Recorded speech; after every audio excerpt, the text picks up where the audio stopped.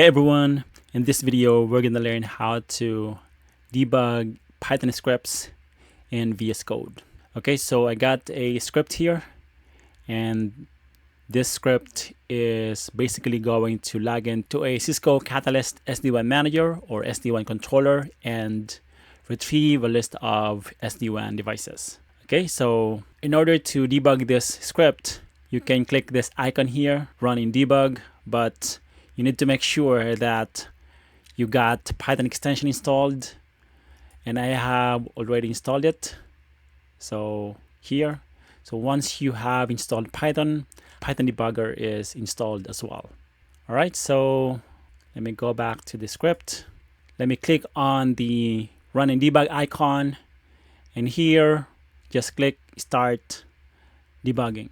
So I didn't add a breakpoint, so basically the execution will not pause. So we can see that we were able to retrieve the list of devices from the controller, from the SD-WAN controller. But in order to debug this script, the first thing that you need to do is add breakpoints. So that's what we need to do before we can debug a script. Okay, so I'm going to add a breakpoint here. So to add a breakpoint, just click on this gutter here, click to add a breakpoint. So I'm going to do that. So line 20, and we can see that breakpoint is also indicated here, and the line is also indicated. And I'm going to add another breakpoint here, line 31 and line 36 and line 41.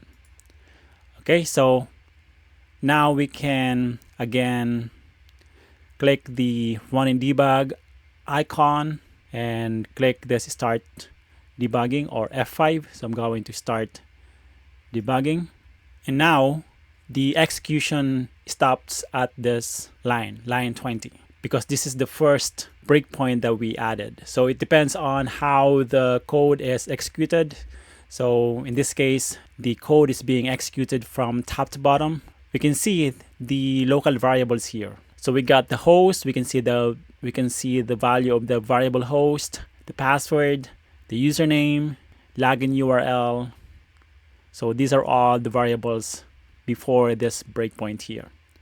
In payload, we can see the J username and J password here, and we can see the requests module and other things.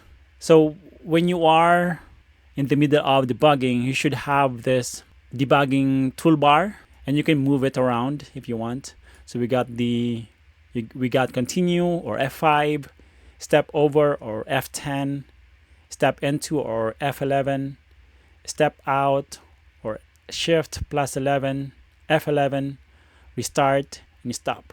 So continue meaning the execution will continue until it hit a breakpoint or it finishes the code. And step over meaning you will get to the next line. So let's say now I can actually just step over and it will get to the next line here, line 20. And I can again hit step over and didn't step into the if statement, because the call was successful. So we get to the next line of code, which is this line 25. Okay, so step over again, the next line, and step into, just to finish this, is basically if you hit a function, you can step over that function. Okay, so I meant step into, and step out meaning you can step out of that function or method. And restart, of course, restart the debugging and stop. Okay, so let me go back here. We are now at line 20. So now we can see the login URL here, the payload, and I'm going to step over again, meaning it will get to the next line of code. So now we are at line 30, and I can step over again, and we should see the variable devices underscore URL in this variables window. So let me do that. So resp should be here. So I'm going to step over again, and now we can go to debug console, and if we want to inspect the status code, we can do that. Status code 200, and what else? Text, we can do that. Yeah, so that's what I'm doing here. I'm just doing step over to these codes. So if I step over again, I get to this line. So it didn't step into this if statement because the call was successful, or this is not true, right? So I'm here at line 36 and I can step over again. We should see the contents of devices now. Yeah. And this is these are the contents of the variable devices. We can actually type devices here. Type devices, and we can see that devices is dictionary. And we can also add a variable here in this watch section to basically watch the expression or variable. Okay, let me step over again. So here I'm going to show you that we can actually watch these expressions. So I'm going to watch these expressions while I'm running the loop or executing the loop. This also. Oops. Okay, so if I step over again, we should see that the IP address or host name will change. Yeah, now it's vSmart. The IP address changes. Now it's vBond with a different IP address. Now it's this device.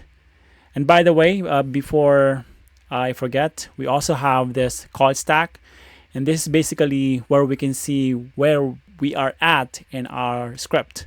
So let's say I have a function, which I don't have. We should see that we are in that function here in the call stack section. That's basically what it is. Okay, let me go back and continue running the loop. And once this is done, this will also finish the script. Yeah, it's done. Okay, so let me run it again. And I didn't show you the continue. Continue is basically, like I said, it will continue until it hits a breakpoint or finishes the script. So let me hit continue or click continue. Yeah, so it didn't hit the next breakpoint because we got an error. So login failed. So let me go ahead and restart. And that's an option that we can do as well. Restart the debugging and let's continue again. Hopefully login will be successful. Yeah, it went from this line to line 31 and failed to retrieve devices. Yeah, it happens because this is a sandbox API. But that's how you can use the continue option. So again, step over meaning you get to the next line. Step into, you can step into a function. Step out, you can step out of the function or method. And restart, of course, restart the debugging and stop the debugging. All right, so that's how you can, or at least that's how I use Python debugger in VS Code to debug scripts. All right, so hopefully you found this video useful. If you did, consider subscribing and I'll see you on the next one. Bye for now.